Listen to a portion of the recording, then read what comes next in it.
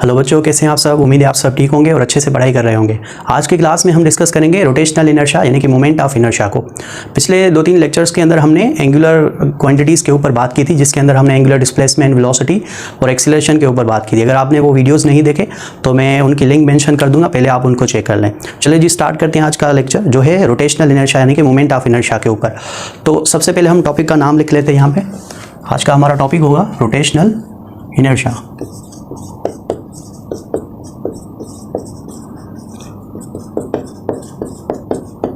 Rotational inertia को हम दूसरे अल्फाज में मोमेंट ऑफ इनर्शिया का भी नाम देते हैं, मोमेंट ऑफ इनर्शिया।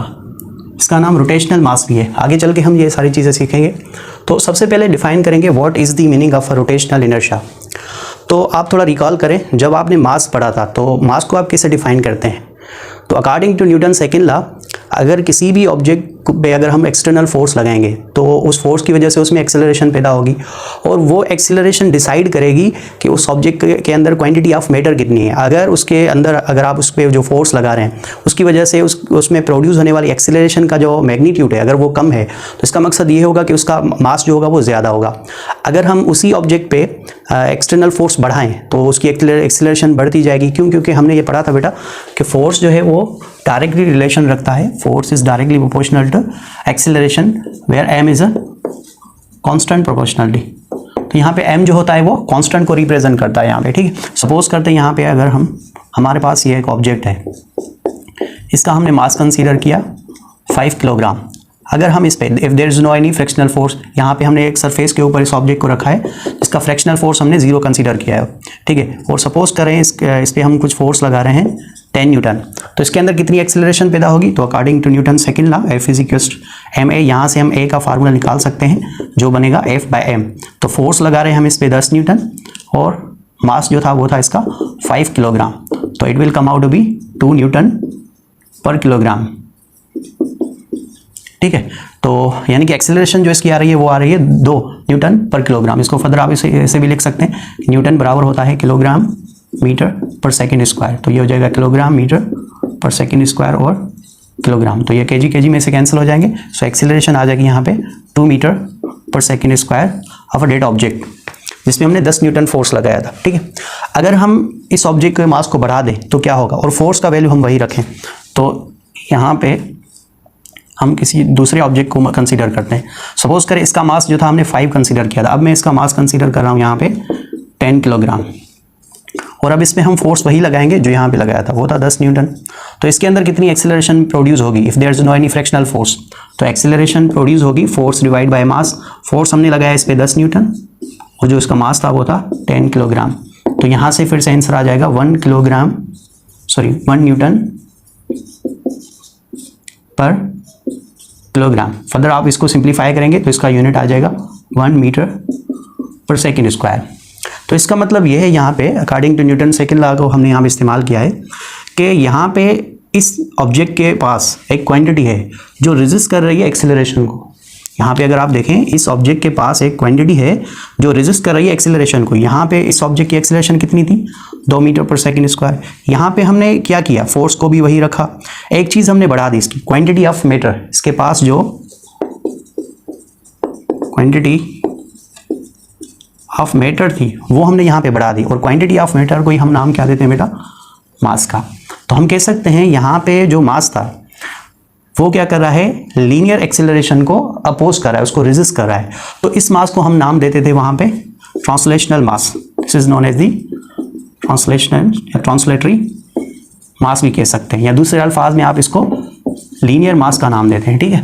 तो यहाँ से हमें एक चीज़ ये पता चल गई कि लीनियर मोशन के अंदर जो एक्सीलरेशन होती है वो इन्वर्सली प्रोपोर्शनल होती है लीनियर मास के। इसी तरीके से अगर कोई ऑब्जेक्ट रोटेशनल मोशन परफॉर्म करे तो उसके अंदर भी रोटेशनल एक्सेलरेशन होगी, ठीक है। तो वहाँ पे जब वो ऑब्जेक्ट रोटेट करेगा तो वो कितनी आसानी से रोटेशन कर सकता है या कितना डिफ़िकल्ट होगा उसको रोटेट करवाना, ये चीज़ डिसाइड करता है उसके अंदर रोटेशनल मास। तो रोटेशनल मास किसी भी रोटेटिंग ऑब्जेक्ट्स की वो प्रॉपर्टी होती है जो डिसाइड करती है कि इस रोटेटिंग ऑब्जेक्ट को कितनी आसानी के साथ आप रोटेट करवा सकते हैं, या इस ऑब्जेक्ट को रोटेशन करवाने के वक्त आपको कितनी ज़्यादा इफर्ट लगानी पड़ेगी। अगर कोई ऑब्जेक्ट ईजिली रोटेट हो रहा है, तो उसका मतलब ये होगा कि उसके अंदर ये प्रॉपर्टी जिसको हम नाम रोटेशनल इनर्शिया दे रहे हैं वो प्रॉपर्टी कम होगी। जैसे कि यहाँ पे देखें, इस ऑब्जेक्ट को अगर हम एक्सीलरेट करवाना चाह रहे हैं तो फोर्स लगा रहे हैं 10 न्यूटन, कितनी एक्सीलरेशन आ रही है 2 मीटर पर सेकेंड स्क्वायर। क्यों? क्योंकि इसके पास जो ट्रांसलेटरी मास था वो कम था। लेकिन यहाँ पे देखें, अगर इतनी एक्सीलरेशन इस ऑब्जेक्ट में अगर हमें प्रोड्यूस करनी है तो फोर्स हमें ज़्यादा लगाना पड़ेगा। 10 न्यूटन अगर आप फोर्स लगाएंगे तो एक्सीलरेशन प्रोड्यूस होगी 1 मीटर पर सेकेंड स्क्वायर। लेकिन अगर मैं चाहूँ इसके अंदर, इस बॉडी के अंदर वही एक्सीलरेशन प्रोड्यूस करना चाहूँ जो यहाँ पे थी, तो यहाँ पे मुझे फोर्स 20 न्यूटन लगाना पड़ेगा। बात समझ में आ रही है? तो यहाँ से एक हम कॉन्सेप्ट बिल्डअप करना चाह रहे हैं कि ट्रांसलेशनल जो मास था और जो एंगुलर मास जो अभी हम पढ़ेंगे रोटेशनल मास, दोनों क्या करते हैं, अपोज करते हैं एक्सीलरेशन को। जब आप लीनियर एक्सीलरेशन की बात करेंगे तो वहां पे लीनियर मास की बात होगी, और जब हम रोटेशनल मोशन की बात करेंगे तो वहां पे रोटेशनल एक्सीलरेशन होगी। और उस रोटेशनल एक्सीलरेशन को अपोज करने वाली जो प्रॉपर्टी होगी रोटेटिंग ऑब्जेक्ट्स के पास, उसी प्रॉपर्टी की मेजरमेंट को हम नाम देते हैं रोटेशनल इनर्शिया का। तो पहले हम इसको मिटा लेंगे, फिर आगे इसको हम डिस्कस करते हैं।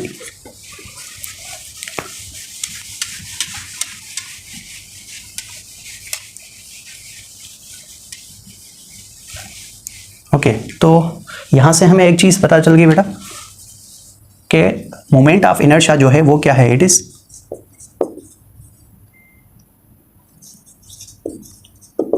Laziness of rotational object. किसी भी रोटेशनल ऑब्जेक्ट की लेजीनेस को हम नाम देते हैं मोमेंट ऑफ इनर्शिया का। यहाँ हम यह भी कह सकते हैं कि किसी भी रोटेटिंग ऑब्जेक्ट को रोटेट करवाना कितना डिफिकल्ट होगा, तो उस चीज़ की मेजरमेंट को भी हम नाम दे सकते हैं यहाँ पे रोटेशनल इनर्शिया का। How much difficult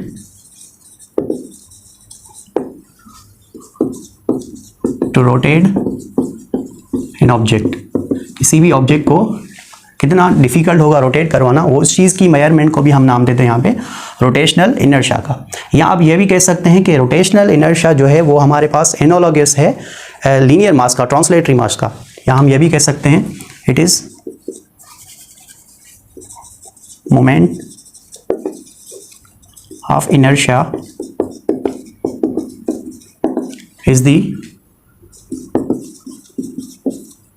analogous of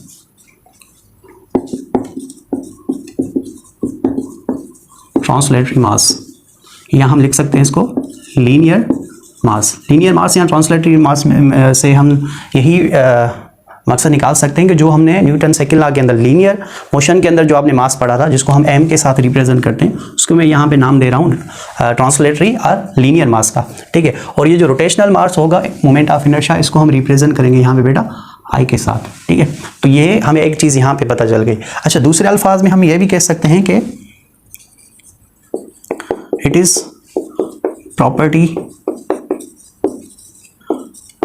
of a rotating object. ये एक प्रॉपर्टी है रोटेटिंग ऑब्जेक्ट की जो डिसाइड करेगी कि रोटेटिंग ऑब्जेक्ट के अंदर कितनी एंगुलर एक्सीलरेशन प्रोड्यूस हो सकती है। ठीक है, यानी आप ये कह सकते हैं कि ये जो क्वांटिटी होगी ये एंगुलर एक्सीलरेशन के इन्वर्सली प्रोपोर्शनल होगी। जैसे आप लीनियर मास को देखें, linear mass is inversely proportional to the linear force. जितना फोर्स आप कम लगाएंगे उतनी एक्सीलरेशन उसके अंदर कम पैदा होगी। अगर मासेस को हम सेम कंसीडर करें, दो अगर आपके पास मासेस हो, एक लाइटर हो दूसरा हेवियर ऑब्जेक्ट्स हो, तो लाइटर ऑब्जेक्ट्स और हेवियर ऑब्जेक्ट्स के अंदर अगर आप सेम फोर्स लगाएंगे तो ज़्यादा एक्सीलरेशन प्रोड्यूस होगी जो लाइटर ऑब्जेक्ट्स होगा। क्यों? क्योंकि उसका मास जो है वो कम है। इसी तरीके से अगर आपके पास दो ऑब्जेक्ट्स हो जिसको आप रोटेशन परफॉर्म करवाना चाहते हैं, अगर आप दोनों पे सेम फोर्स लगाएंगे तो आप नोट करेंगे जिस पार्टिकल के अंदर, जिस रोटेटिंग ऑब्जेक्ट्स का ये मोमेंट ऑफ इनर्शिया कम होगा उसकी एंगुलर एक्सीलरेशन ज़्यादा होगी। दूसरे अल्फाज में आप यह कह सकते हैं उसको आप इजीली रोटेट करवा सकते हैं। ठीक है, और जिस ऑब्जेक्ट को रोटेशन करवाने के वक्त आपको डिफिकल्टी ज़्यादा महसूस हो, ज़्यादा फोर्स लगाने की ज़रूरत पड़े,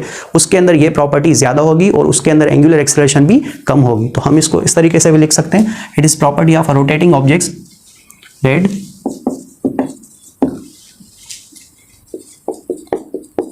oppose or resist angular acceleration produced due to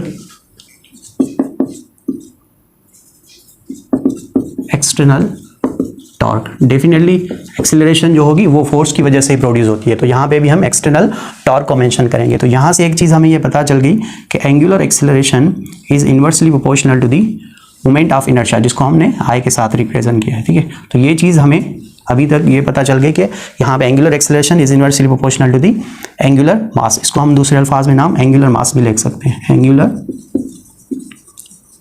मास। ठीक है, चले जी, अब आते हैं एंगुलर रोटेशनल इनर्शिया यानी कि मोमेंट ऑफ इनर्शिया के डिफरेंट केसेस की बात करेंगे। उसका हम जनरलाइज एक फार्मूला डिस्कस करेंगे और उसकी डेरिवेशन भी करेंगे। उसके ऊपर 2-3 क्वेश्चन भी हम अटेम्प्ट करेंगे। तो पहले हम इसको मिटा लेते हैं।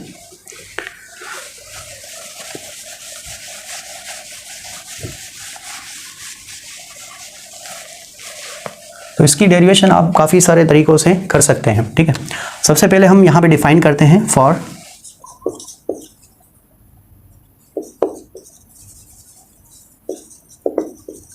single particle that is rotating along z-axis due to arbitrary force. ठीक है, तो पहली कंडीशन हमने ये बना ली कि एक सिंगल पार्टिकल को हम कंसीडर करेंगे जो रोटेशन परफॉर्म कर रहा है अलोंग जेड एक्सिस के। यहाँ पे मैंने एक्सिस क्यों कंसीडर की ये चीज़ भी हम समझेंगे, क्योंकि यहाँ पे रोटेशनल मास जो है बेटा वो एक्सिस पे भी डिपेंड करता है। ठीक है, तो सबसे पहले यहाँ पे हम एक पार्टिकल कंसीडर करेंगे। ये एक मैंने पार्टिकल कंसीडर किया, इसका मास मैं यहाँ पे कंसीडर कर रहा हूँ m। ठीक है, अब इस पार्टिकल की हमें पोजीशन भी डिफाइन करनी पड़ेगी। सो यहाँ पे मैं एक एक्सिस सिस्टम कंसीडर कर रहा हूँ यहाँ पे। सो लेट्स सपोज ये वाली जो पॉइंट है ये यहाँ पे ओरिजिन को रिप्रेजेंट करेगी, जहाँ पे हम x और y का वैल्यू 0 कंसीडर करेंगे, पॉजिटिव x एक्सिस और पॉजिटिव y एक्सिस। यहाँ से जो एक्सिस निकलेगी उसको हम नाम देंगे z एक्सिस का। ठीक है, इसको पीछे एक्सटेंड कर दें तो ये बन जाएगी z एक्सिस। और मैंने पार्टिकल को यहाँ पे कंसीडर किया है, इसका मास है यहाँ पे m। ओके जी, अच्छा ये जो पार्टिकल है बेसिकली यहाँ पे ये पार्टिकल जो है वो x और y के जो है ना वो बीच में नहीं है, ये बेसिकली z एक्सिस पे है पार्टिकल। अगर हम इस पार्टिकल की रोटेशन की बात करें, सपोज करें ये जो पार्टिकल है ये z एक्सिस पे रोटेट हो रहा है और रोटेशन के लिए इस पर हमें फोर्स लगाना पड़ेगा। सपोज करें ये हमने एक आर्बिट्री फोर्स इस पर लगाया जिसको मैं यहाँ पे रिप्रेजेंट कर रहा हूँ f के साथ। तो यहाँ पे ये z एक्सिस के साथ कुछ ना कुछ एंगल बनाएगा जिसको हम रिप्रेजेंट कर रहे हैं थीटा के साथ। ओके, तो यहाँ से आप देख सकते हैं इस f के कंपोनेंट्स बनेंगे। ठीक है, क्योंकि यहाँ पे f को हमें रिजोल्व करना पड़ेगा 2 हिस्सों में। पहला जो हिस्सा होगा ये x वाला, यानी कि ये बन जाएगा f cos थीटा, और ये एंगल जो बन रही है यहाँ पे अगर ये थीटा है तो ये एंगल कितनी हो जाएगी, ये हो जाएगी सिंपली 90 माइनस थीटा। ठीक है, मैं इसको यहाँ पे सिंप्लीफाई कर रहा हूँ। ये पार्टिकल था, इसका मास हमने m कंसिडर किया, इस पर फोर्स एक्सर्ट हो रहा था f। ठीक है, और ये हमने इसको एक्सिस सिस्टम के ऊपर कुछ इस तरीके से लिखा। यहाँ पे एंगल बन रही थी थीटा, अगर ये एंगल थीटा तो ये एंगल बन जाएगी 90 माइनस थीटा। ठीक है, तो अगर ये एंगल थीटा तो ये कंपोनेंट्स बन जाएगा f cos थीटा, और ये वाला जो कंपोनेंट होगा ये वाला कंपोनेंट ये बन जाएगा f sin थीटा। तो इसका पैरेलल वाली साइड ये है तो इसको भी हम कंसीडर कर सकते हैं f sin थीटा। ठीक है, तो इसी कंपोनेंट को मैंने यहाँ पे f cos थीटा, और ये वाली जो लाइन है ये रिप्रेजेंट करेगी यहाँ पे f sin थीटा को। अब ये जो पार्टिकल है ये यहाँ पे रोटेशनल परफॉर्म कर रहा है, तो ये पार्टिकल कुछ इस तरीके से आगे बढ़ता जाएगा, यानी कि एंटी क्लॉकवाइज डायरेक्शन में, anti clockwise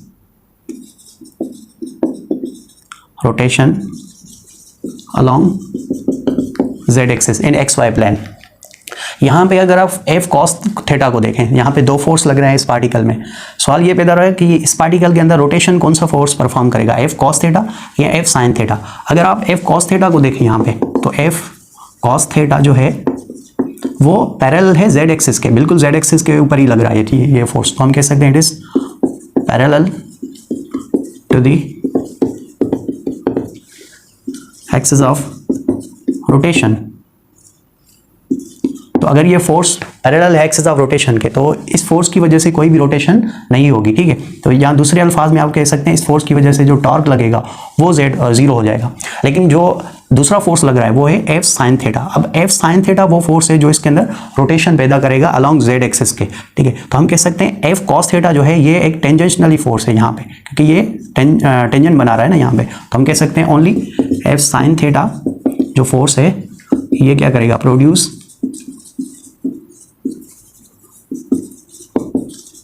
rotation along z axis. ठीक है, तो F cos साइन थीटा जो है ये वो फोर्स है जो इसके अंदर रोटेशन प्रोड्यूस करेगा। अच्छा, तो हम कह सकते हैं यहाँ पे जो इसके अंदर टोटल फोर्स लग रहा है, टेंजेंशनली फोर्स, वो बराबर है F साइन थीटा के। According to Newton second law इस पार्टिकल का मास भी है, फोर्स भी लगा रहे हैं, तो डेफिनेटली इसके अंदर एक्सेलरेशन भी प्रोड्यूस होगी। अब ये एक्सेलरेशन कितनी होगी, अगर इसका मास हम m कंसीडर कर रहे हैं तो इसके अंदर एक्सेलरेशन a प्रोड्यूस होगी। लीनियर एक्सेलरेशन की बात करें तो इसको हम टेंजेंशनल एक्सेलरेशन कंसीडर कर सकते हैं। देयरफॉर हम यहाँ पे लिख सकते हैं कि टेंजेंशनली फोर्स बराबर होता है मास मल्टीप्लाई बाय एक्सेलरेशन। ठीक है, तो मैं ये वैल्यू यहाँ पे सब्सटीट्यूट कर सकता हूँ, तो ये हो जाएगा m टेंजेंशनल एक्सेलरेशन बराबर है F साइन थीटा। एक चीज और, ये जो टेंजेंशनल एक्सेलरेशन है ये प्रोड्यूस होगी अलोंग z एक्सिस के। ठीक है, तो आप इसको az भी कंसीडर कर सकते हैं। यहाँ पे जो tz है ये वो वाली एक्सेलरेशन है जो अलोंग z एक्सिस के प्रोड्यूस हो रही है।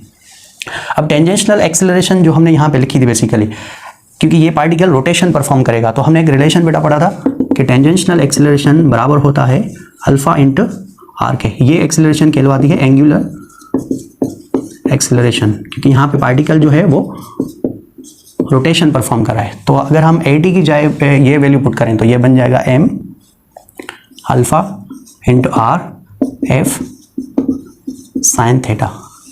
ये हमें मिल गई यहाँ से इक्वेशन नंबर फर्स्ट। अब हम क्या करेंगे, यहाँ पे अगर आप देखें तो पार्टिकल जो O पे कंसीडर हमने किया था, यहाँ से लेके यहाँ तक डेफिनेटली अगर ये पार्टिकल रोटेशन परफॉर्म कर रहा है तो ये एक सर्किल बन जाएगा। ठीक है, एक सर्कुलर ट्रैक बन जाएगा। और अगर ये सर्कुलर ट्रैक बन रहा है तो यहाँ से सेंटर से लेके ये वाली पॉइंट का डिस्टेंस जो है ये रेडियस कहलवाएगा, तो इसको हम r के साथ रिप्रेजेंट कर सकते हैं। तो हम कह सकते हैं ये r जो है ये यहाँ पे कॉमन ले सकते हैं, क्योंकि ये f को भी रिलेट कर रहा है, रोटेशन मोशन को रिलेट कर रही है यहाँ पे r। तो हम क्या करेंगे, इन दोनों साइड को r के साथ मल्टीप्लाई करेंगे। सो मल्टीप्लाई करेंगे with r on both side. ठीक है, इक्वेशन की दोनों साइड r के साथ इसको हम मल्टीप्लाई करेंगे। तो जैसे ही हम r के साथ मल्टीप्लाई करेंगे तो ये बन जाएगा m alpha r into are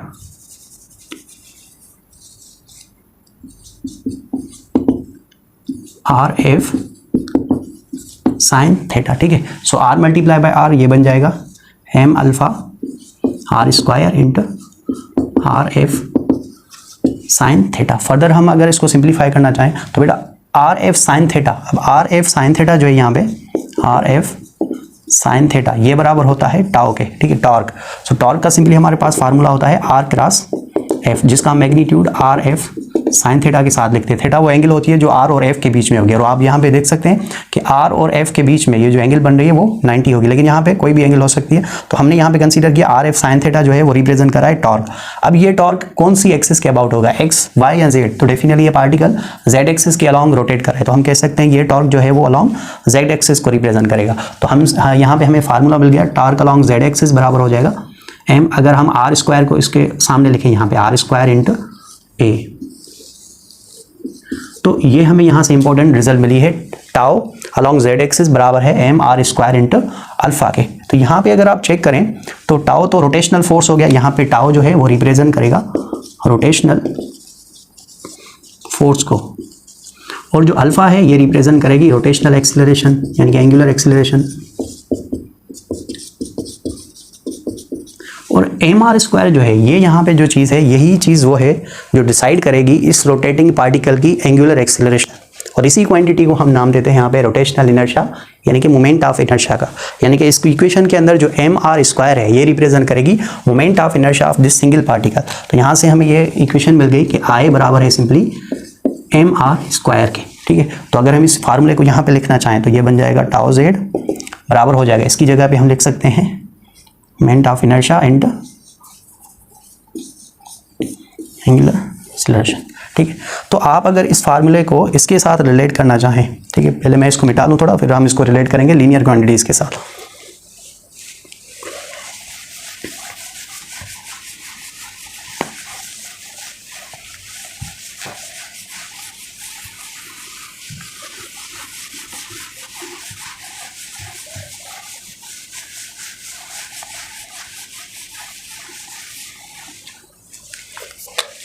okay, तो यहाँ से हमें एक रिलेशन मिल गया बेटा, टाउ जो था वो बराबर था mr² इंटू अल्फा के। इस चीज़ को हमने नाम दिया था यहाँ पे मोमेंट ऑफ इनर्शिया का, मोमेंट ऑफ इनर्शिया। चलें इसके बीच में थोड़ा रिलेशन हम देखते हैं, ठीक है। तो यहाँ पे मैं दो कॉलम बना रहा हूँ जिसके ज़रिए हम लीनियर और रोटेशनल क्वांटिटीज़ को आपस में रिलेट करेंगे। यहाँ पे मैं लिखूँगा ट्रांसलेटरी मोशन और यहाँ पे हम लिख रहे हैं रोटेशनल या एंगुलर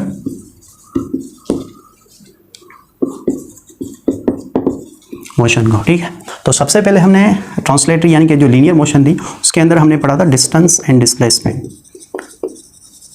डिस्प्लेसमेंट एंड डिस्टेंस।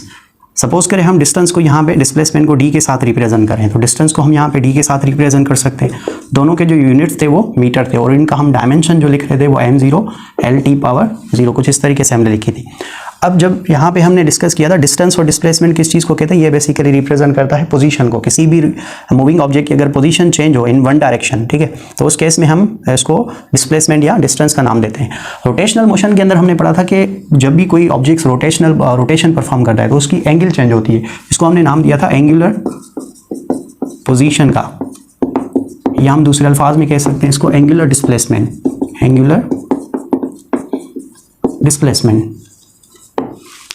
तो एंगुलर डिस्प्लेसमेंट को हमने लिखा था बेटा थीटा के साथ। इसका फार्मूला था arc length divide by radius और इसका हमने यूनिट पढ़ा था रेडियन। इसकी कोई भी डायमेंशन नहीं होती है, m0 L0 and t0 dimensional less quantity होती है, ठीक है। तो अच्छा इसके यूनिट्स और भी हो सकते हैं, जैसे हमने रिवॉल्यूशन यूनिट पढ़ा था, ठीक है। इसका यूनिट साइकिल हो सकता है, ठीक है। सो रेडियन, रिवॉल्यूशन या साइकिल इसका यूनिट हम लिख सकते हैं, ठीक है। ओके, तो पहली क्वांटिटी डिस्प्लेसमेंट डिस्टेंस को हमने रिलेट किया एंगुलर पोजीशन के साथ। दूसरी क्वांटिटी हमने पढ़ी थी जब डिस्टेंस और डिस्प्लेसमेंट के अंदर चेंज आएगा तो प्रोड्यूस होगी स्पीड या वेलोसिटी। लीनियर स्पीड या लीनियर वेलोसिटी की मैं बात कर रहा हूँ यहाँ पे। तो स्पीड और वेलोसिटी का हमारे पास फार्मूला था rate of change of a displacement और rate of change of a distance divide by time. Unit था मीटर पर सेकंड, डायमेंशन थी m0 L/-1। ये डायमेंशनल फार्मूला था हमारे पास, ठीक है। इसको हम स्क्वायर ब्रैकेट के अंदर रखेंगे। ओके, लीनियर स्पीड और लीनियर वेलोसिटी। सेम तरीके से हमने एंगुलर स्पीड और एंगुलर वेलोसिटी को डिस्कस किया था। एंगुलर स्पीड और एंगुलर वेलोसिटी, इसको हम यहाँ पे रिप्रेजेंट करते हैं बेटा ओमेगा के साथ। ओमेगा बराबर था rate of change of angular displacement. इसका यूनिट हमने पढ़ा था रेडियन पर सेकेंड और इसकी जो डायमेंशन होती है वो होती है m0 L/-1, ठीक है। तो एंगुलर स्पीड और एंगुलर वेलोसिटी। नंबर थर्ड, फिर हमने लीनियर एक्सेलरेशन को पढ़ा था। लीनियर एक्सेलरेशन, लीनियर एक्सेलरेशन कब प्रोड्यूस होगी, जब लीनियर स्पीड या लीनियर वेलोसिटी के अंदर चेंज आएगा। इसको हम ए के साथ रिप्रेजेंट करते हैं जिसका फार्मूला था rate of change of angular velocity. Unit था मीटर पर सेकंड, इसको हम लिखते हैं मीटर पर सेकंड स्क्वायर के साथ। इसकी अगर मैं यहाँ पे डायमेंशन लिखूँ तो ये बन जाएगी m0 L/-2। सेम तरीके से जब एंगुलर स्पीड या एंगुलर वेलोसिटी के अंदर चेंज आता है रोटेशनल मोशन के अंदर तो वहाँ पे प्रोड्यूस होती है एंगुलर एक्सेलरेशन, एंगुलर एक्सेलरेशन। इसको हम लिखते हैं अल्फा के साथ। अल्फा बराबर होता है हमारे पास rate of change of angular velocity और इसका यूनिट था रेडियन पर सेकंड स्क्वायर। डायमेंशन निकलेगी इसकी m0 L/-2। उसके बाद हमें पता है कि एक्सीलरेशन जो है वो विदाउट फोर्स प्रोड्यूस नहीं हो सकती, यानी कि जब भी आप मोशन की बात करेंगे तो मोशन कौन प्रोड्यूस विदाउट फोर्स, ठीक है। फोर्स ज़रूरी होगा, हाँ हो सकता है वो बैलेंस फोर्स हो। बैलेंस फोर्स होगा तो वो मोशन यूनिफॉर्म होगी, अगर वो अनबैलेंस फोर्स होगा तो वो मोशन जो होगी नॉन यूनिफॉर्म बन जाएगी, यानी कि उसके अंदर ऐसा कह सकते हैं वो एक्सेलरेटिंग मोशन हो जाएगी, ठीक है। तो यहाँ पे चाहे मोशन एक्सेलरेटिंग हो या नॉन एक्सेलरेटिंग हो, दोनों केसेस में फोर्स जो है वो इंपॉर्टेंस होता है। तो हम कह सकते हैं ये एक्सेलरेशन प्रोड्यूस होगी ड्यू टू एक्सटर्नल फोर्स। तो यहाँ पे फोर्स का हमने फार्मूला पढ़ा था बेटा, F बराबर होता है सिंपली ma के, ठीक है। यहाँ पे F जो है वो रिप्रेजेंट करेगा लीनियर फोर्स को, लीनियर फोर्स, और m जो है वो रिप्रेजेंट करता है यहाँ पे लीनियर मास को, और a जो है वो रिप्रेजेंट कर रही थी यहाँ पे लीनियर एक्सेलरेशन को। अब यहाँ पे जब आप किसी भी रोटेटिंग ऑब्जेक्ट की बात करेंगे तो कोई भी रोटेटिंग ऑब्जेक्ट, जैसे यहाँ पे मैं एक रॉड को कंसीडर कर रहा हूँ, ठीक है। तो सपोज करें ये मेरे पास एक रॉड है जिसको मैंने यहाँ पे फिक्स कर दिया, तो ये इसकी एक्सिस ऑफ रोटेशन होगी।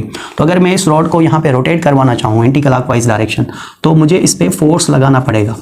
ये फोर्स क्या करेगा, इसके अंदर रोटेशन पैदा करेगा। तो इस फोर्स को हम नाम देंगे रोटेशनल फोर्स, और उसका हम नाम रखते हैं टॉर्क, रोटेशनल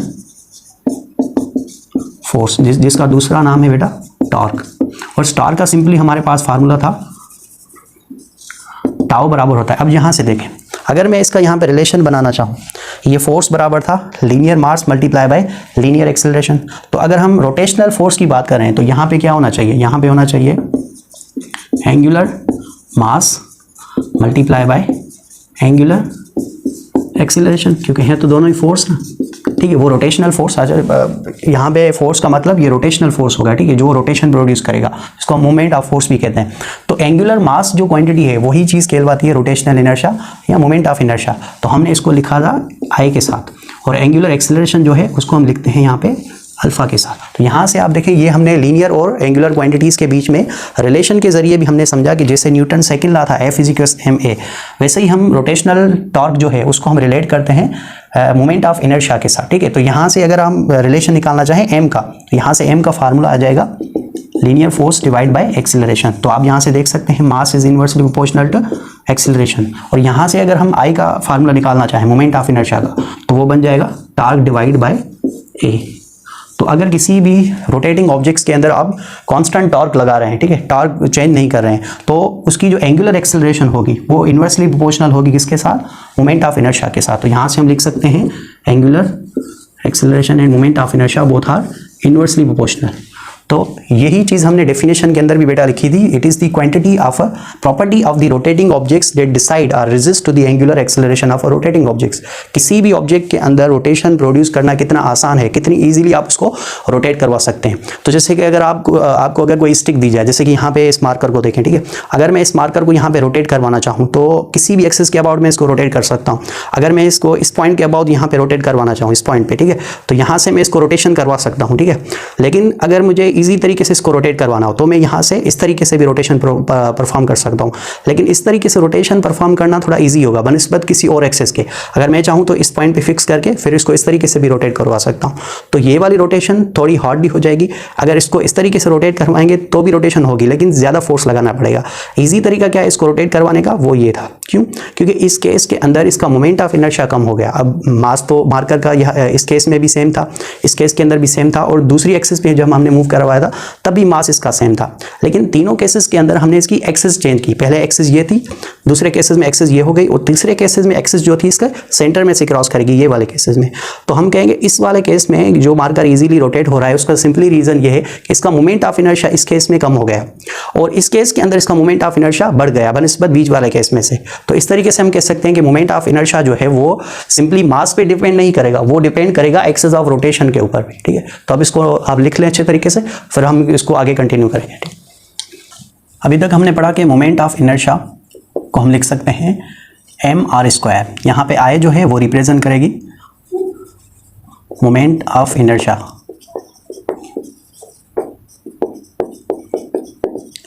और m जो है यहाँ पे रिप्रेजेंट करेगा मास ऑफ रोटेटिंग पार्टिकल को। What is the meaning of r? r यहाँ पे कोई रेडियस नहीं है, ठीक है। r रिप्रेजेंट करेगा यहाँ पे, it is perpendicular distance, perpendicular distance किसके बीच में? फ्रॉम पार्टिकल, क्या हो गया mark, particle to the, check करते हैं, axis of rotation, axis of rotation. इस चीज को समझेंगे। What is the meaning of r is perpendicular to the distance axis from particle to the axis of rotation. मिसाल के तौर पे मैं यहाँ पे इस मार्कर का ये मिसाल लूँगा। लेट्स सपोज पहले केस में हमने ये सीखा कि अगर मैं मार्कर को कुछ इस तरीके से कंसीडर करूँ,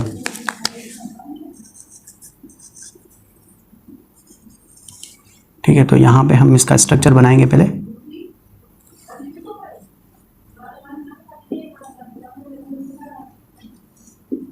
तो पहला केस में ये कंसीडर कर रहा हूँ जिसमें मैंने मार्कर को इसके बीच वाली एक्सिस के ऊपर इस तरीके से रोटेट करवाया था।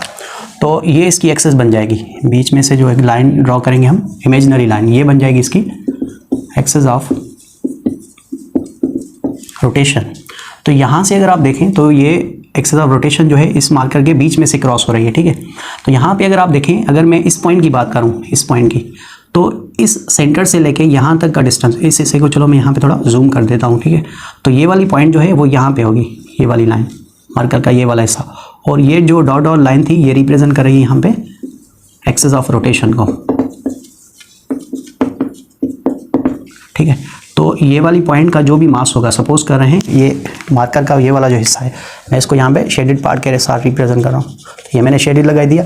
जब इसको मैं यहाँ पे रोटेट करवाऊंगा, पहले पॉइंट ये थी, अब ये देखें ये इसमें इसके अंदर रोटेशन प्रोड्यूस हो रही है ना, तो इस पॉइंट का मोमेंट ऑफ इनर्शिया हमें निकालना है। तो इसका हम मास निकालेंगे। सपोज करें इसका जो मास है, अगर कंप्लीट मार्कर का मास यहाँ पे मैं m कंसीडर करूँ तो इसका मास हो जाएगा स्मॉल m, ठीक है, dm हो जाएगा बेसिकली छोटा मास। और इसका हम डिस्टेंस लेंगे कहाँ से, एक्सिस से लेके, यहाँ ये हमारी एक्सिस हो गई, एक्सिस से लेके इस पार्टिकल के बीच वाला जो डिस्टेंस होगा वो कहलवाएगा r। दूसरी चीज़ मैंने यहाँ पे परपेंडिकुलर लिखा है, इसका मतलब क्या हुआ, इसका मतलब ये था कि ये वाला जो हिस्सा था, आप देखिए ये थी एक्सिस इसके बीच में, और डिस्टेंस जो आपने लिया यहाँ पे ये वाला लिया है, ठीक है, ये एक्सिस हो गई। अगर ये एक्सिस निकल रही है तो डिस्टेंस आप ये वाला ले रहे हैं, तो अगर ये एक्सिस तो ये लाइन, इसके बीच में एंगल बन जाएगी 90। That's why we called it a perpendicular distance from axis of rotation to the particle. तो अगर हमें इस कंप्लीट मार्कर का मोमेंट ऑफ इनर्शिया चाहिए तो हम क्या करेंगे, फिर हम दूसरी ये पॉइंट लेंगे, ठीक है, दूसरी पॉइंट हम ये लेंगे, इसका मास हो जाएगा, अगर हम इसका मास m1 कंसीडर करें तो इसका मास m2 हो जाएगा, तीसरे पार्टिकल का मास m3। इस तरीके से हम इस कंप्लीट मार्कर को छोटे छोटे हिस्सों में तकसीम करेंगे और हर एक पॉइंट का मोमेंट ऑफ इनर्शिया हम निकालेंगे। तो अगर मुझे इस कंप्लीट मार्कर का मोमेंट ऑफ इनर्शिया चाहिए तो टोटल मोमेंट ऑफ इनर्शिया बन जाएगा moment of inertia first particle, moment of inertia second, third, up to moment of inertia in nth particle, ठीक है। n टाइम्स हम इसको डिवाइड करेंगे। So total moment of inertia बन जाएगा m1 r1 square, m2 r2 square plus m3 r3 square up to mn rn square, ठीक है। n time तक हम इसका मोमेंट ऑफ इनर्शिया हर एक पार्टिकल का अलग अलग निकालेंगे, फिर लास्ट में हम इसको ऐड कर देंगे, ठीक है। अब आपको पता है जब भी हम एडिशन की बात करेंगे तो यहाँ पे सम हो रहा है, इसको हम समेशन के साथ रिप्रेजेंट कर सकते हैं। इसको मैं इस तरीके से लिख सकता हूँ mathematically, sum of total mass multiply by the separation perpendicular distance from the axis of rotation to the mass of a particle, point of particle. So rn का ये स्क्वायर हो जाएगा, here n is equals to 1। तो ये हमें मिल गया moment of inertia of system of particle, moment of inertia for system of particle. ये वाला जो फार्मूला था ये आप सिंगल पार्टिकल के ऊपर लगा सकते हैं। तो ये हमारे पास फार्मूला था फॉर सिंगल पार्टिकल, और ये फार्मूला हम इस्तेमाल करेंगे फॉर सिस्टम ऑफ पार्टिकल के लिए। लेकिन अगर आपसे कंप्लीट बॉडी का मोमेंट ऑफ इनर्शिया पूछा जाए तो आप एक फार्मूला हमने अभी ड्राइव किया था मोमेंट ऑफ इनर्शिया का, जो कि हमारे पास रिलेशन आया था moment of inertia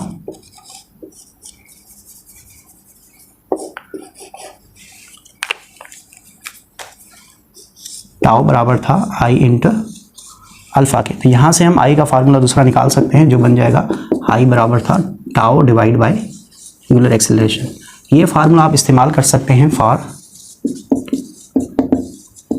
rigid body के लिए, ठीक है। रिजिड बॉडी का मतलब होगा कि ऐसी बॉडी जब उसके अंदर आप मोशन प्रोड्यूस करें, मोशन परफॉर्म करें, रोटेटिंग मोशन, तो दो पॉइंट्स, किसी भी दो पॉइंट्स के बीच में कोई भी रिलेटिव मोशन नहीं होनी चाहिए, ठीक है। हर एक point equal distance displacement move cover करे जब उसके, यानी कि आप ऐसा कह सकते हैं हर एक पॉइंट के अंदर जो एंगुलर पोजीशन चेंज आए, सेम टाइम के अंदर सेम एंगुलर पोजीशन चेंज आए, तो उस बॉडी को हम रिजिड बॉडी यहाँ पे कंसीडर कर सकते हैं। तो अभी तक हमने ये देखा कि rotational inertia for a single particle, system of particle, और रिजिड बॉडी का मोमेंट ऑफ इनर्शिया हम किस तरीके से कैलकुलेट कर सकते हैं। यहाँ से अगर हमसे इसकी यूनिट और डायमेंशन की बात की जाए कि what is the unit and dimension of rotational inertia और मोमेंट ऑफ इनर्शिया, तो किसी भी फार्मूले के जरिए आप इसका यूनिट निकाल सकते हैं। जैसे कि यहाँ पे देखें ये इजी फार्मूला है, तो यहाँ से मैं इसका यूनिट निकाल सकता हूँ, एसआई यूनिट। तो एसआई यूनिट क्या बन जाएगा, यहाँ पे मास का यूनिट बन जाएगा किलोग्राम, और आर ये तो बेसिकली डिस्टेंस है, इसका यूनिट हो जाएगा metre square. So kilogram into metre square इसका एसआई यूनिट बन गया। अगर हम डायमेंशन की बात करें यहाँ पे डायमेंशन, तो डायमेंशन इसकी हो जाएगी m l स्क्वायर की पावर 0। सो यहाँ से एक चीज़ हमें ये पता चल गई कि रोटेशनल इनर्शिया या moment of inertia basically product है दो क्वांटिटीज़ के बीच में, एक mass of particle multiply by the perpendicular distance from particle to the axis of a rotation. लेकिन एक चीज़ आप याद करें, ये एक तरीका है मोमेंट ऑफ इनर्शिया को कैलकुलेट करने का, mr²।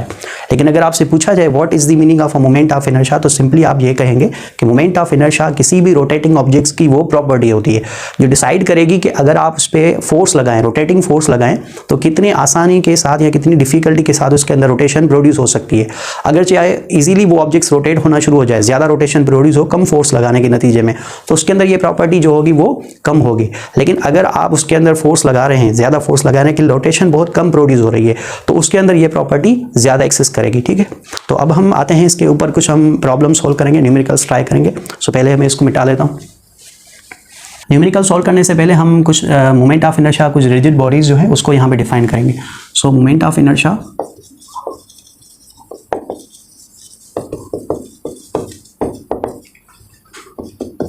Rigid bodies of different shape. ठीक है, यहाँ पे मैं कुछ इंपॉर्टेंट शेप की बात करूँगा, जिसे सबसे पहले अगर हमसे कहा जाए कि मोमेंट ऑफ इनर्शिया आप निकालें किसी भी स्फेरिकल ऑब्जेक्ट का, so for spherical solid about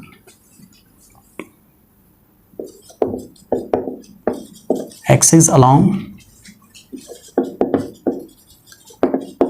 diameter. ठीक है, ये इंपॉर्टेंट है कि उसकी आप रोटेशन जो है वो किस एक्सिस पे करवा रहे हैं। अगर किसी भी रोटेटिंग ऑब्जेक्ट का मास आप सेम रखें, अगर उसकी आप एक्सिस चेंज कर दें तो मोमेंट ऑफ इनर्शिया भी चेंज हो जाएगा। तो यहाँ पे मैं कंसीडर कर रहा हूँ एक स्फेरिकल ऑब्जेक्ट को,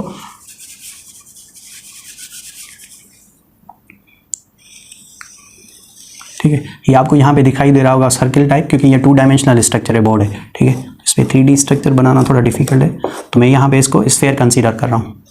जैसे आप समझ सकते हैं, जैसे क्रिकेट वाला बॉल जो होता है, क्रिकेट बॉल। ठीक है, तो ये इसका एग्जांपल है स्फेरिकल सॉलिड का।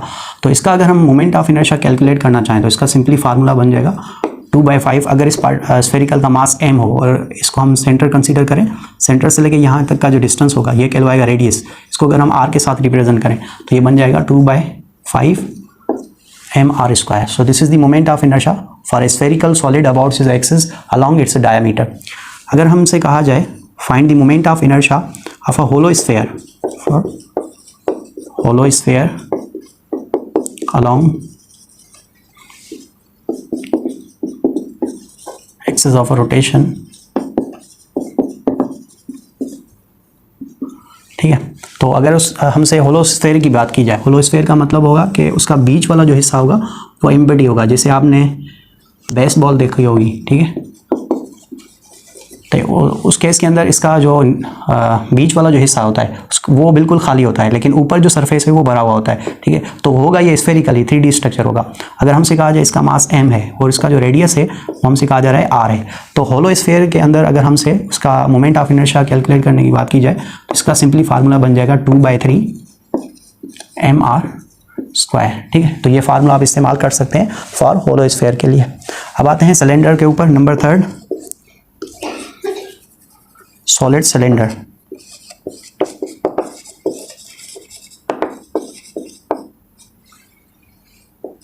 यहाँ डिस्क भी कंसीडर कर सकते हैं, जैसे पिज़्ज़ा का शेप हो गया, जाम तरह की जो घर में हम रोटी बनाते हैं, ठीक है, तो उसको भी आप सॉलिड सिलेंडर कंसीडर कर सकते हैं। तो अगर हमसे सॉलिड सिलेंडर या डिस्क की बात की जाए, अगर वो डिस्क या जो सॉलिड सिलेंडर है वो रोटेट कर रहा हो अपने सेंटर की एक्सिस के ऊपर, रोटेटिंग एक्सिस अलोंग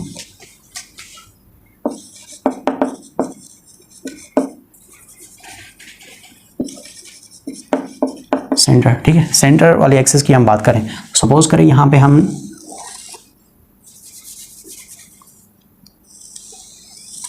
तो ये मैंने यहाँ पे एक सिलेंडर कंसीडर किया। ठीक है, ये एग्जैक्टली तो सिलेंडर नहीं है, तो ये मैंने यहाँ पे एक डिस्क कंसीडर करी, तो ये इसका सेंटर बन जाएगा।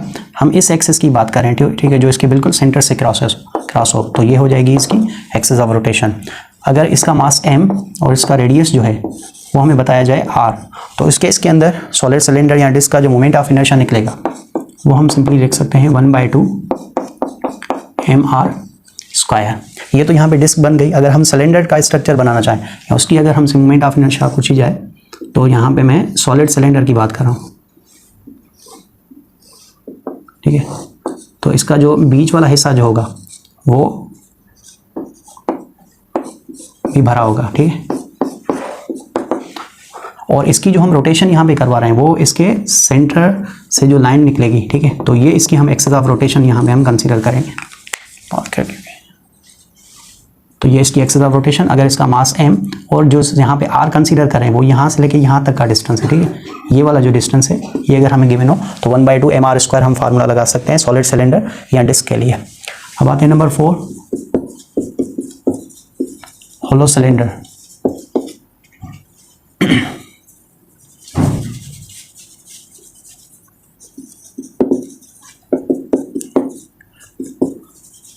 Ring are hoop, thin hoop, ठीक है। रिंग या हुब की बात क्या पूछी जाए, क्योंकि ज़्यादातर ये एमसीक्यूज के अंदर क्वेश्चन पूछे जाते हैं इनके मोमेंट ऑफ इनर्शिया। तो जैसे आपने आम तरीके की रिंग देखी होगी, ठीक है, जिसके ऊपर दो यहाँ पे सरफेस बनते हैं और इसका बीच वाला हिस्सा जो होगा वो एम्प्टी होता है। मैं ट्राई कर रहा हूँ इस स्ट्रक्चर को सर्कुलर टाइप बनाऊँ, ठीक है। तो ओके जी, अगर इसका मास m और इसके सेंटर से लेके ये वाला डिस्टेंस अगर हमसे r कहा जाए, और अगर हमसे कहा जाए find its moment of inertia about is the centre, ठीक है, तो इसके सेंटर से बीच में जो लाइन निकलेगी उसके अबाउट अगर हम इसको घुमाना शुरू करें, रोटेट करवाना शुरू करें, सपोज करें ये कुछ इस तरीके से रोटेट हो रहा है और इसकी जो एक्सिस है वो, अच्छा अगर मैं यहाँ पे एक्सिस बनाऊँ तो वो डायमीटर के ऊपर बनेगी, क्योंकि मैंने यहाँ पे हेरिंग को कुछ इस तरीके से बनाया है ना, ठीक है। तो अगर ये इस तरीके से रोटेट करेगी तो एक्सिस इसके बीच में से निकलेगी, तो उस केस के अंदर इसका जो मोमेंट ऑफ इनर्शिया निकलेगा I, वो सिंपली बराबर हो जाएगा mr स्क्वायर के। और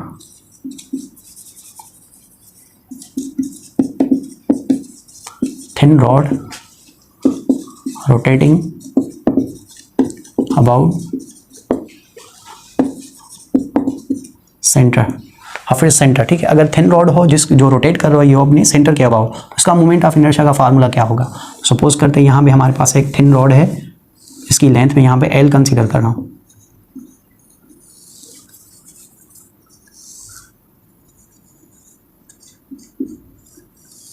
ठीक है। तो सपोज करें इसकी लेंथ हम L कंसीडर करें, ये इसका बन जाएगा सेंटर, तो ये हो जाएगी इसकी एक्सिस, और यहाँ से लेके यहाँ तक का डिस्टेंस जो है हमने L कंसीडर किया। कंप्लीट लेंथ जो है इसकी m है, तो इसके मोमेंट ऑफ इनर्शिया का फार्मूला हो जाएगा 1/12 ml स्क्वायर, ठीक है। लेकिन अगर हमसे इसकी मोमेंट ऑफ इनर्शिया किसी एक पर्टिकुलर एंड पे पूछी जाए, जैसे अगर हमसे कहा जाए अगर हम इसकी एक्सिस सेंटर से चेंज करके किसी भी एक पॉइंट, इस पॉइंट पे या इस पॉइंट पे कंसीडर करें, तो उसकी मोमेंट ऑफ इनर्शिया क्या होगी। जैसे कि मिसाल के तौर पे अगर मैं इसी रॉड को, थिन रॉड को रोटेट करवाना चाहूँ, ठीक है, विदाउट चेंजिंग इट्स अ मास, ये चीज़ ज़्यादातर एमसीक्यूज में पूछी जाती है।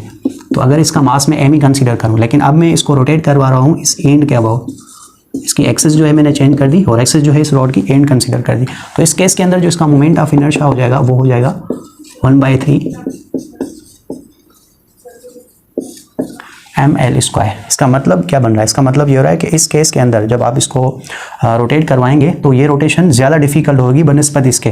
जैसे कि अगर आपने देखा हो कि जो बेसबॉल वाली जो बैट होती है उसको अगर आप बिल्कुल जहाँ पे वो ख़त्म हो रही है बैट, वहाँ से अगर आप उसको रोटेट करवाना चाहेंगे तो वो बहुत डिफिकल्ट होगा। क्यों? क्योंकि उस केस के अंदर उसका जो मोमेंट ऑफ इनर्शिया है वो बढ़ जाएगा। तो मोमेंट ऑफ इनर्शिया बढ़ने की वजह से उसकी एंगुलर एक्सेलरेशन जो है वो कम हो जाएगी, तो उसको रोटेट करवाने के लिए आपको ज़्यादा टॉर्क लगाना पड़ेगा। तो ये कुछ हमने मोमेंट ऑफ इनर्शिया यहाँ पे डिस्कस की कुछ डिफरेंट रिजिड बॉडीज़ के ऊपर। अब हम डिस्कस करेंगे उसके ऊपर कुछ न्यूमेरिकल और 2-3 एमसीक्यूज इंपॉर्टेंट एमसीक्यूज डिस्कस करेंगे। तो अच्छे तरीके से आप ये नोट कर लें, फिर मैं इसको मिटा लेता हूँ।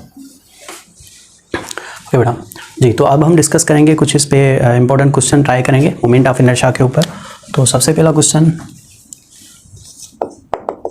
यहाँ पे डिस्कस करेंगे, इफ 3 पार्टिकल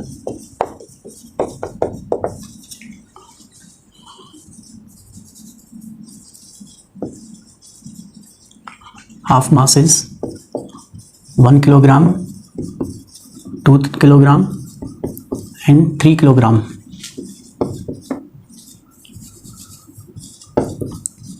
Are और लोकेटेड, ठीक है। तो 3 पार्टिकल के मास हमें बताए जा रहे हैं, 1 kilogram, 2 and 3 kilogram are located as 1 0 1 0 0 1 1 1, ठीक है। तो ये इसकी हमें लोकेशन बताई जा रही है।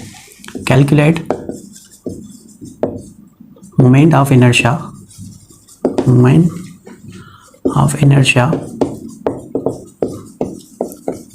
अबाउट z एक्सिस, ठीक है। तो इन सिस्टम ऑफ पार्टिकल का मोमेंट ऑफ इनर्शिया हमें बताना है अबाउट z एक्सिस के। तो सबसे पहले हम इसका डायग्राम बनाएंगे, पहले आप इसको ट्राई कर लें, ठीक है। ओके जी, तो चलें इसको डिस्कस कर दें। सबसे पहले मैं इसका यहाँ पे डायग्राम बनाऊंगा। सबसे पहला जो पार्टिकल है हमें यहाँ पे, ये जो हमें लोकेशन बताई जा रही है, तो ये x की लोकेशन 0 जो होगा y को रिप्रेजेंट करेगा। यहाँ पे x का वैल्यू 0, y का वैल्यू 1, ये 1 जो है x का वैल्यू और y का वैल्यू यहाँ पे भी हमें 1 बताया जा रहा है। तो सबसे पहले यहाँ पे मैं पार्टिकल की लोकेशन को ट्रेस करूँगा। पहला जो पार्टिकल है जिसका मास हमें बताया जा रहा है 1 किलोग्राम, उसकी लोकेशन हमें बताई जा रही है 1 0, यानी कि वो x के अंदर उसका वैल्यू 1 और y के अंदर वैल्यू जो है वो 0 कंसीडर किया गया है यहाँ पे, ठीक है। यूनिट्स आप इसके कंसीडर कर सकते हैं सेंटीमीटर में, तो मैं यहाँ पे चेंज नहीं कर रहा हूँ इसका यूनिट। तो सपोज करें ये वाला जो पार्टिकल है ये ओरिजिन से, मैं यहाँ पे इसको ओरिजिन कंसीडर कर रहा हूँ, तो ओरिजिन से लेके यहाँ तक इसका जो डिस्टेंस है वो x का वैल्यू हमें बताया जा रहा है यहाँ से 1 और y का वैल्यू डेफिनेटली 0 होगा क्योंकि ऊपर तो नहीं है पार्टिकल। दूसरा जो पार्टिकल है जिसका मास था यहाँ पे 2 किलोग्राम, तो ये 2 किलोग्राम वाला जो पार्टिकल होगा डेफिनेटली ये यहाँ पे होगा। यहाँ पे नहीं बना सकते क्योंकि अगर मैं यहाँ पे इस पॉइंट को ओरिजिन कंसीडर कर रहा हूँ तो ये x एक्सिस हो जाएगी और ये वाली पॉइंट y एक्सिस हो जाएगी। तो सपोज करें ये पार्टिकल यहाँ पे किसी पॉइंट पे लाया कर रहा है, ठीक है। इसका मास मैं यहाँ पे कंसीडर कर रहा हूँ 2 किलोग्राम। अब यहाँ पे y की पोजीशन भी हमने 1 कंसीडर कर ली, जबकि x का वैल्यू भी यहाँ पे 0 होगा। और तीसरा जो पार्टिकल है उसकी लोकेशन x में 1 सेंटीमीटर और y के अंदर भी 1 सेंटीमीटर है। तो डेफिनेटली ये जो पार्टिकल होगा ये बीच में यहाँ पे लाया करेगा, ठीक है। तो ये तीसरा पार्टिकल जिसका मास जो है वो 3 किलोग्राम, अब x का वैल्यू भी 1 और y का वैल्यू भी यहाँ पे 1 कंसीडर हो जाएगा। तो इस केस के अंदर इस पार्टिकल के मास को हम नाम m1, ये पार्टिकल का मास हो गया m2 और इस पार्टिकल का मास हो गया m3। इसको हम नाम देंगे r1, r2 और ये हो जाएगी r3। अगर आप r1 को यहाँ पे चेक करें तो ये r1 हो जाएगा। इस पार्टिकल का मोमेंट ऑफ इनर्शिया हम निकालेंगे जो बन जाएगा m1 r1 स्क्वायर, इसका मोमेंट ऑफ इनर्शिया वो बन जाएगा m2 into r2 square, i3 जो हो जाएगा वो हो जाएगा m3 इंटू r3 स्क्वायर। तो यहाँ पे टोटल मोमेंट ऑफ इनर्शिया बन जाएगा i1 plus i2 plus i3। So total moment of inertia इसका वैल्यू रखेंगे m1 r1 square, m2 r2 square plus m3 r3 square. Value substitute करेंगे। सबसे पहले m1 का वैल्यू था यहाँ पे 1 किलोग्राम इंटू r1 स्क्वायर। अब यहाँ पे देखें r1 का जो वैल्यू है यहाँ पे बेसिकली ये जो r हमें गिवन है ये इसका x में भी कंपोनेंट है और दूसरा y के अंदर भी कंपोनेंट है, तो x square into Y square. जबकि यहाँ पे y का वैल्यू तो 0 गिवन है हमें, यहाँ पे देखें y का वैल्यू 0 था। तो इस केस के अंदर r1 जो हो जाएगा x का वैल्यू सिंपली 1 है, तो ये हो जाएगा 1 का स्क्वायर, अगेन r1 बराबर हो गया यहाँ पे 1 के। तो ये हम वैल्यू रखेंगे 1, यूनिट में इसका सेंटीमीटर यहाँ पे कंसिडर कर रहा हूँ 1 सेंटीमीटर, ओके। प्लस m2, तो m2 का जो वैल्यू था यहाँ पे वो था 2 किलोग्राम, तो m2 हम कंसिडर करेंगे यहाँ पे 2 किलोग्राम इंटू r2, ओके। तो r2 जो था यहाँ पे, अगर यहाँ से अगर आप देखें तो r2 के अंदर r2 यानी कि ये हो जाएगा x2 i प्लस y2j। अब x2 का जो वैल्यू है यहाँ पे वो हमें गिवन है 0 और y2 का जो वैल्यू है यहाँ पे वो है 1, तो ये प्लस में 1 का स्क्वायर 0, तो ये बन जाएगा 0 प्लस 1, यानी कि r2 का भी जो यहाँ पे वैल्यू मिल रहा है हमें वो भी मिल रहा है यहाँ पे 1, तो ये भी हम यहाँ पे पुट करेंगे। r2 का वैल्यू भी हमें मिल गया यहाँ से 1 centimetre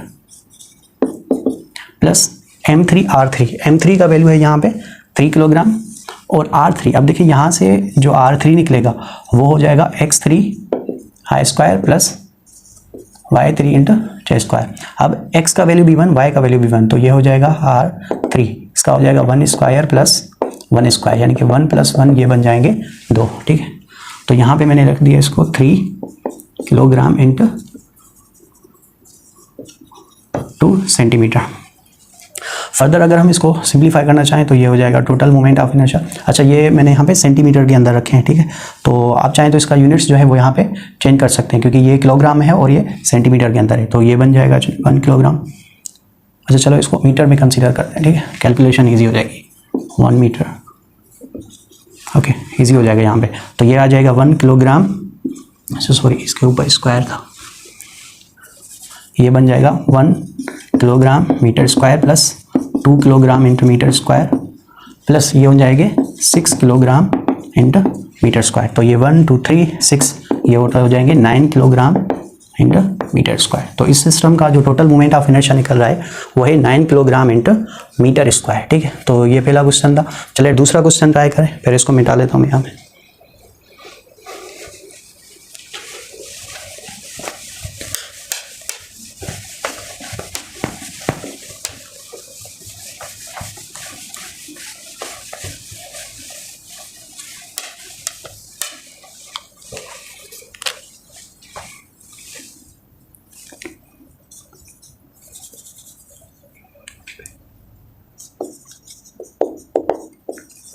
Ratio of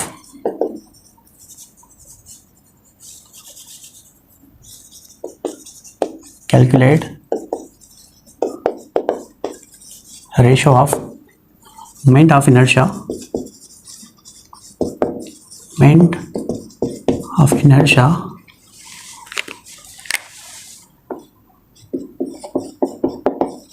solid sphere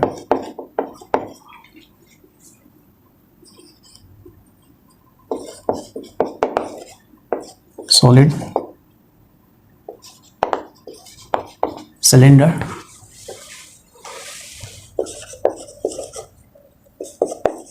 and thin हो।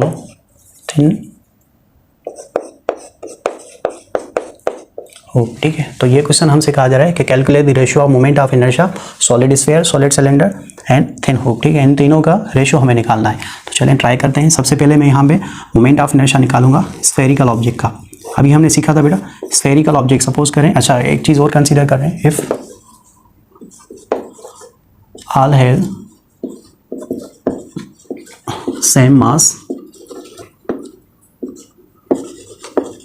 m and radius r। ठीक है, तो मास और रेडियस जो है वो इनके सेम ही है। तो इस केस के अंदर इसका जो मोमेंट ऑफ इनर्शिया निकलेगा अबाउट अ कॉमन एक्सेस, तीनों की एक ही कॉमन एक्सेस। तो मैं यहाँ पे एक्सेस जो कंसीडर कर रहा हूँ और इनको सेंटर के कंसीडर कर रहा हूँ। तो इस केस के अंदर अगर हमसे स्फेरिकल ऑब्जेक्ट की बात की जाए, स्फेरिकल सॉलिड, तो उसका मोमेंट ऑफ इनर्शिया का जो फार्मूला था वो था 2/5 mr²। दूसरा हमसे कहा जा रहा है सिलेंड्रिकल सॉलिड सिलेंडर या डिस्क भी हम इसमें कंसीडर कर सकते हैं। तो ये बन जाएगा solid cylinder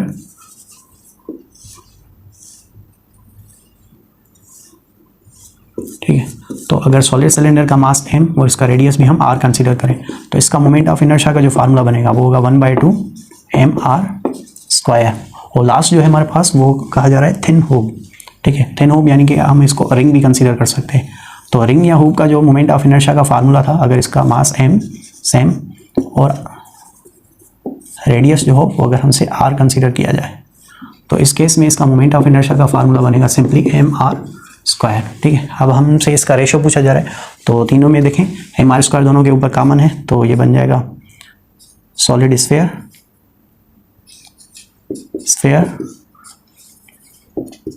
then ratio of cylinder, इसको मैं c के साथ रिप्रेजेंट कर रहा हूँ और हुक को हम h के साथ रिप्रेजेंट करें। ठीक है, तो अगर हम इसका यहाँ पे वैल्यू रखें तो ये बन जाएगा 2/5 mr², ये था 1/2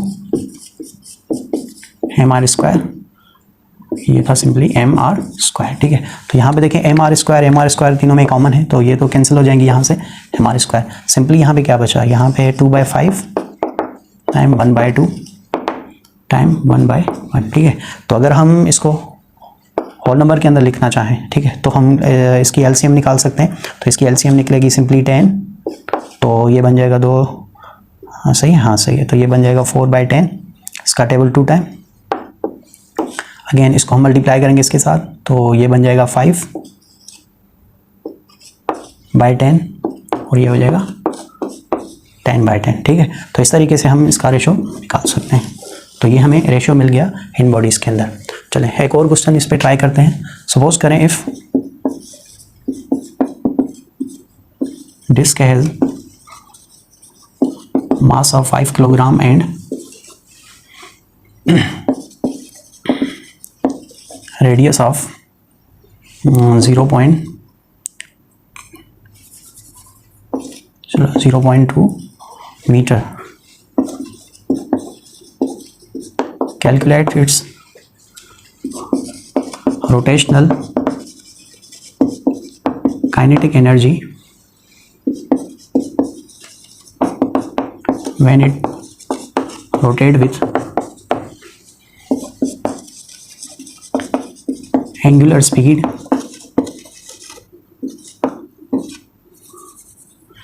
एंगुलर स्पीड कितनी कंसीडर करें, चलो कंसीडर करते हैं 10 रेडियन पर सेकेंड. ठीक है, चलो इस क्वेश्चन को आप ट्राई करें. If disc is a mass 5 kilogram and radius of 0.2 metre, calculate the rotational kinetic energy when it's rotate with angular speed of 10 radian per second. इस क्वेश्चन को चले ट्राई करें. इसको पहले मैं डालें.